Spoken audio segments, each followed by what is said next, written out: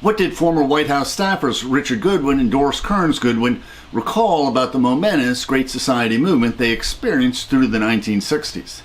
Why is this an unfinished love story?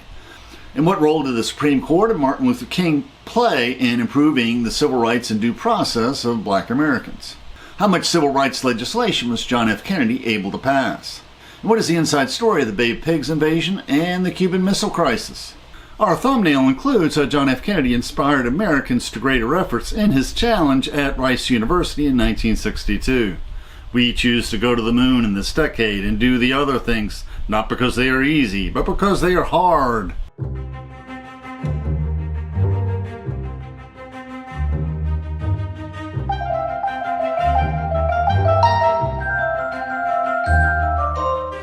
Please, we welcome interesting questions in the comments. Let us learn and reflect together.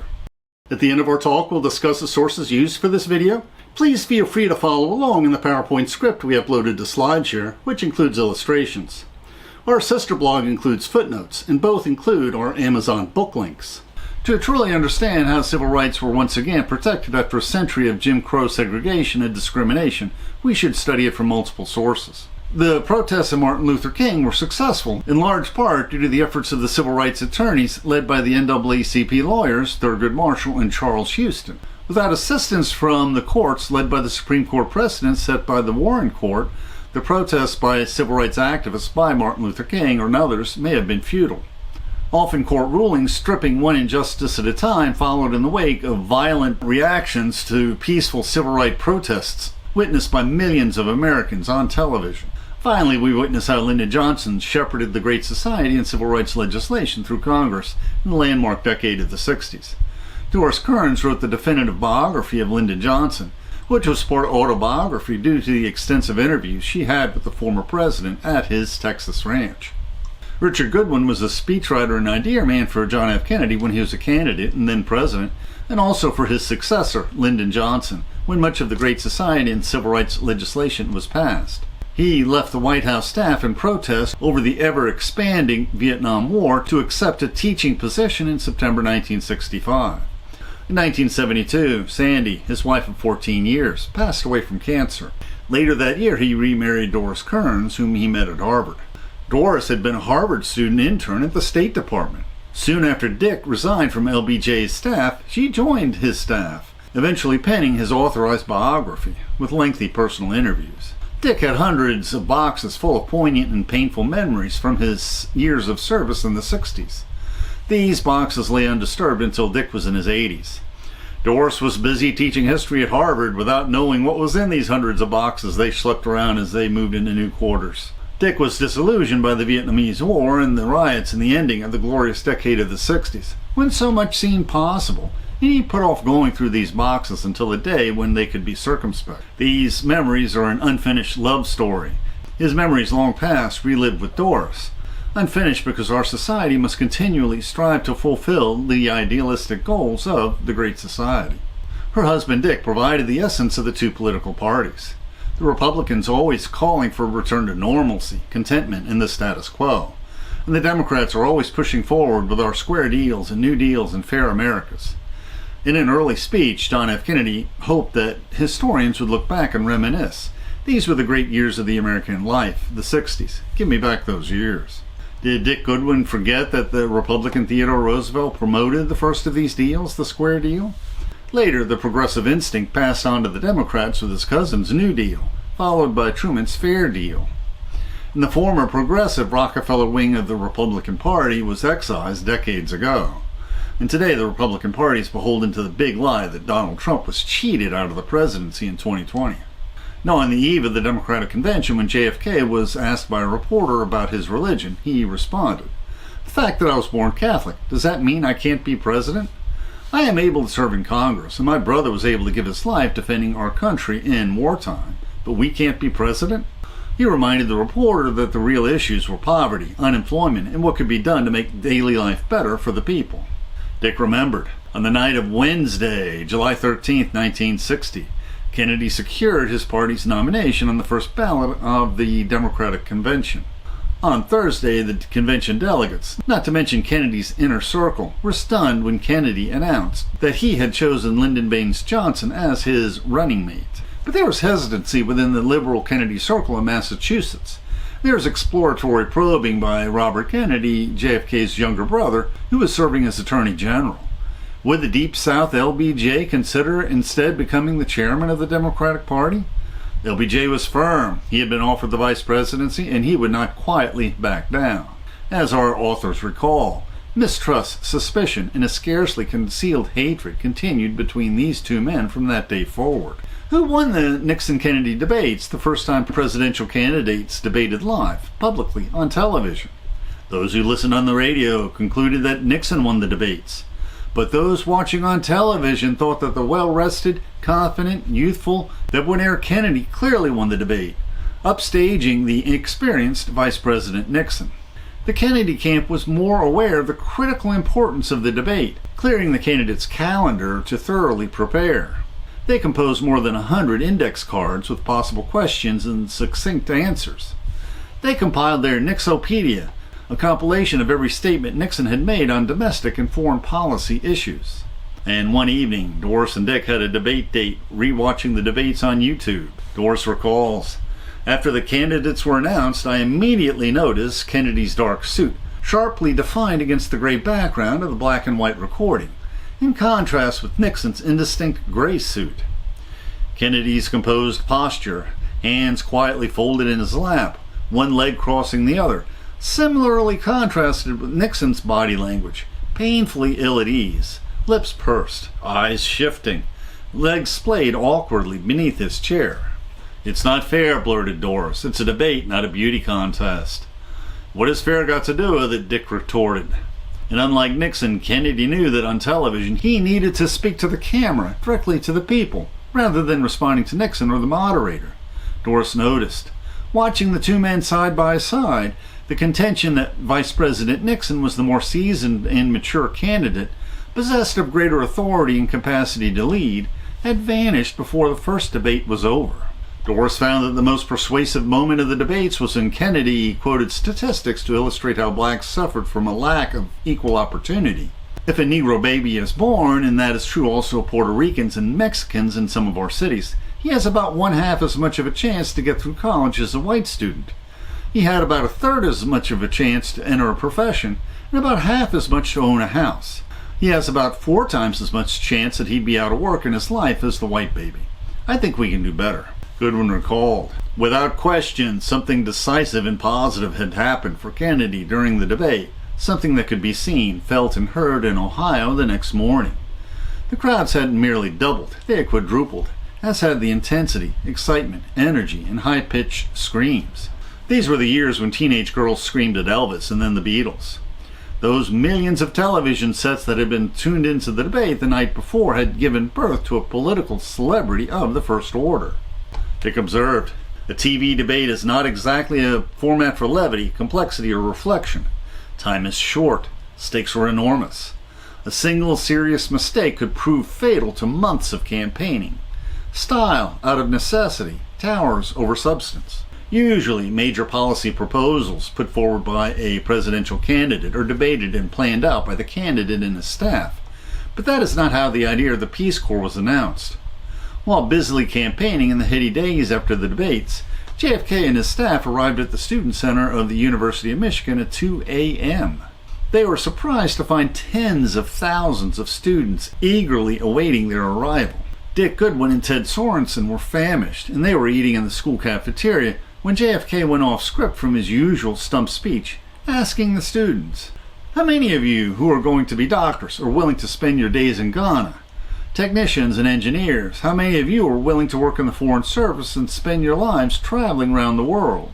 These students took up the challenge, organizing, meeting, and then proposing that Kennedy create a volunteer Peace Corps, promising to spend 3 years to serve their country to help persuade the newly independent nations to reject communism and join the free world. Several weeks later, Kennedy proposed the Peace Corps, which Nixon derided as a kiddie corps, a possible haven for draft dodgers.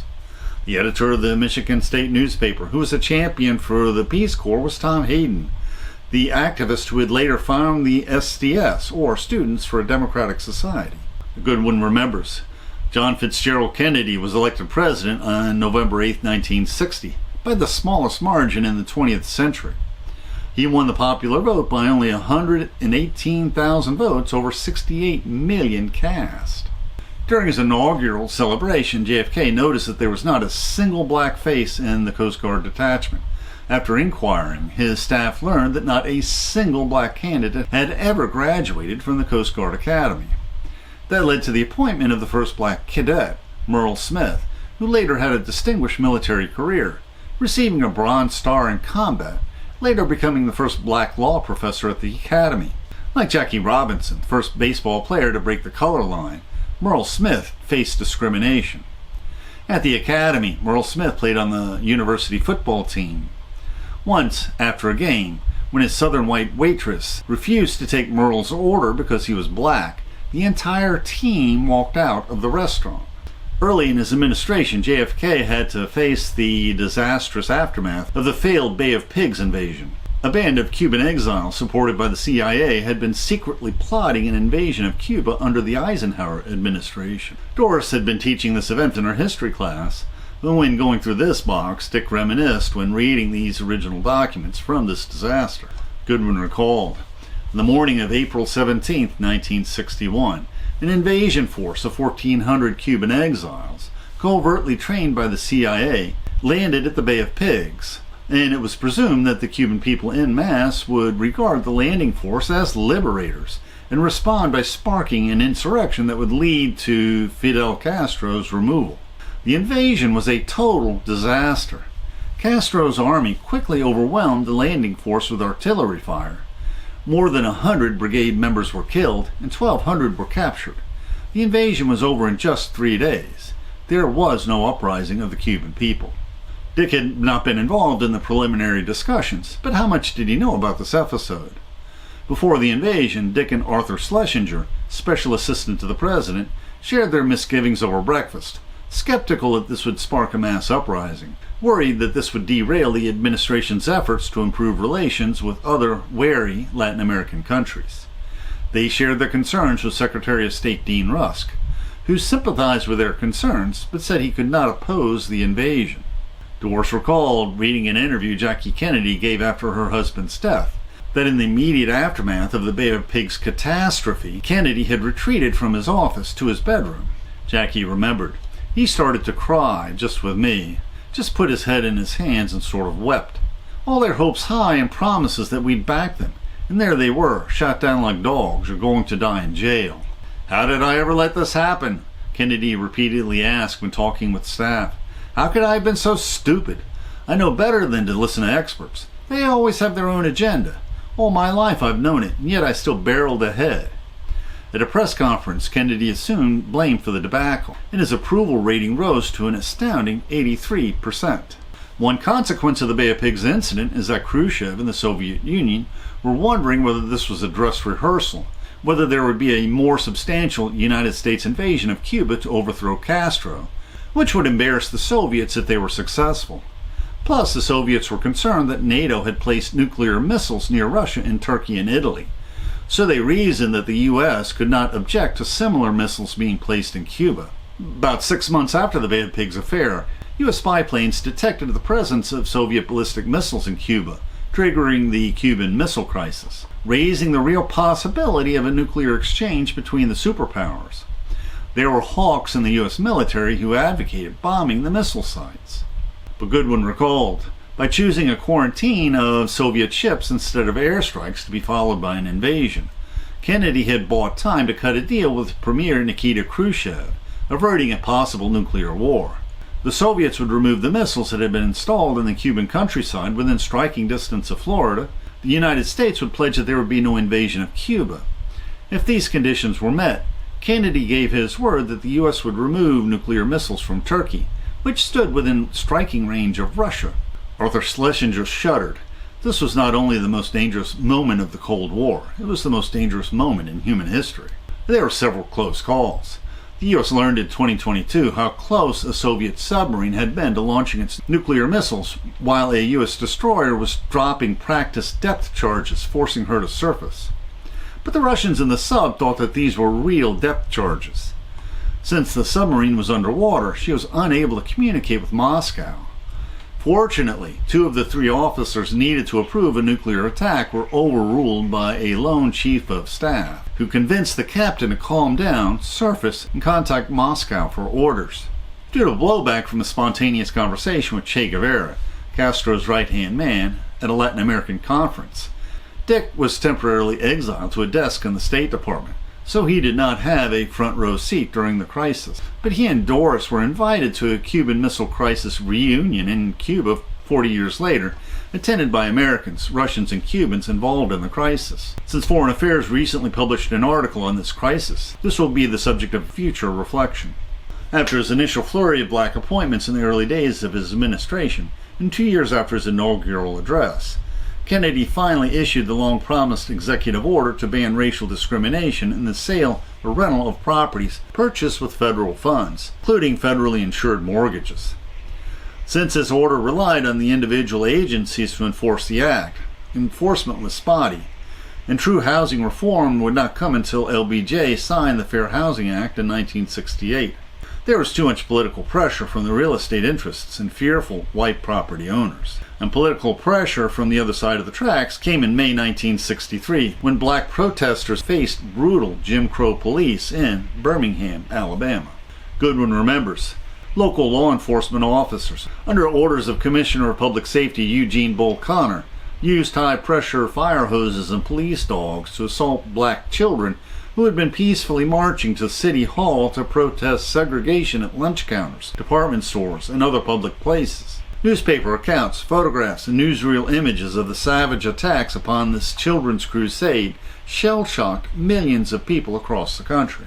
And these protests were becoming a revolution, with Martin Luther King proclaiming that President Kennedy had not provided the necessary leadership in civil rights.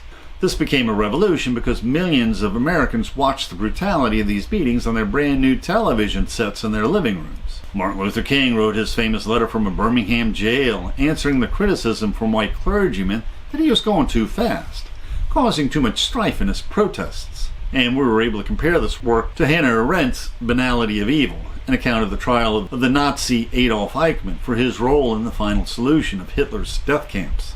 In June 1963, John F. Kennedy surprised Dick Goodwin and his staff with a request to immediately draft a civil rights speech that he planned to deliver that evening in prime time on all 3 networks. JFK gave one of the strongest speeches of his presidency. We are confronted primarily with a moral issue. It is as old as the scriptures and as clear as the American Constitution. The heart of the question is whether all Americans are to be afforded equal rights and equal opportunities. If an American, because his skin is black, cannot eat lunch in a restaurant open to the public, cannot enjoy the full and free life which all of us want, then who among us would be content to have the color of his skin changed and stand in his place? Next week I shall ask the Congress of the United States to act, to make a commitment it is not fully made in this century, to the proposition that race has no place in American life or law. Dick remembered, it was not only Kennedy's speech that stayed in my mind from that night. It was Medgar Evers' murder in front of his family as they waited for him to come home to tell him what he thought of that speech. And that event was described in our reflection on books by Robert P. Jones, a Baptist minister. During the Martin Luther King protests, the black activist Medgar Evers attempted to cross the color line with a white chaplain at the home congregations of the white governor and the white mayor. Now, one night, Medgar Evers was working late at his church before driving home to be with his wife and 3 young children. But Medgar did not make it in his house. Someone had been waiting for quite some time. At midnight, Medgar Evers opened the door of his car, and while walking up the driveway of his home, some distance away, Byron Beckwith, a well-known local white supremacist, identified by his fingerprint on the rifle scope, carefully aimed and shot Medgar Evers, stone cold dead. Later that summer, in August 1963, a group of civil rights leaders, including Martin Luther King, planned a massive march on Washington, D.C., culminating in his famous "I Have a Dream" speech. Kennedy, fearing that this would spook the congressman working on his civil rights legislation, fearing that violent protests would sink this legislation, and perhaps his administration, tried to convince them to call off the march. Now Philip Randolph, the leader of the Black Railroad Porters Union, who also threatened a similar march on Washington during FDR's presidency, so many decades ago, countered, "The Negroes are already in the streets. It is very likely impossible to get them off. The momentum could not be stopped. Is it not better that they be led by organizations dedicated to civil rights and disciplined by struggle?" Martin Luther King agreed that perhaps the march might seem ill-timed, but he added frankly, "I have never engaged in any direct action movement which did not seem ill-timed." But he thought the timing was right. This would shine a light on civil rights for the whole nation to see. And there were worries that violence would erupt. Marchers arriving for the march in the morning were told they needed to leave the city that night. Hospitals canceled elective surgeries in case there were massive casualties. Baseball games were canceled, and liquor stores and bars were closed. Thousands of National Guardsmen had been mobilized, in addition to thousands more troops mobilized in case they were needed. Dick and Doris were both in the crowds watching the historic "I Have a Dream" speech long before they met. Included in his speech were these memorable phrases. "When the architects of our republic wrote the magnificent words of the Constitution and the Declaration of Independence, they were signing a promissory note to which every American was to fall heir. This note was a promise that all men, yes, black men as well as white men, would be guaranteed the unalienable rights of life, liberty, and the pursuit of happiness.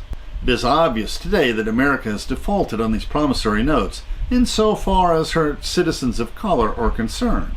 Instead of honoring the sacred obligation, America has given the Negro people a bad check, a check which has come back marked insufficient funds." 3 months later, in November 1963, Dick Goodwin learned that he would be appointed to a new position in the White House as head of the proposed National Council of Arts.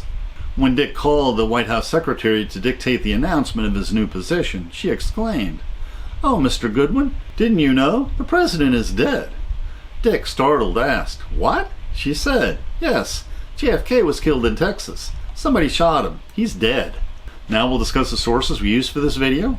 An Unfinished Love Story is a unique telling of history from the personal perspectives of two people who served the leaders who changed American cultures in the Great Society initiatives of the 60s.